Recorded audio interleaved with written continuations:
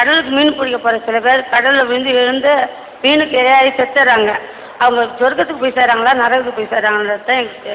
அதாவது அவங்க என்ன கேட்குறாங்கன்னா, பூமியில் இறந்து போனாங்கன்னா புதைச்சி போடுறோம், கடலில் இறந்துடுறாங்க, அங்கேயே செத்து போயிடுறாங்க, மீனுங்கன்னு தின்ட்டு போயிடுது.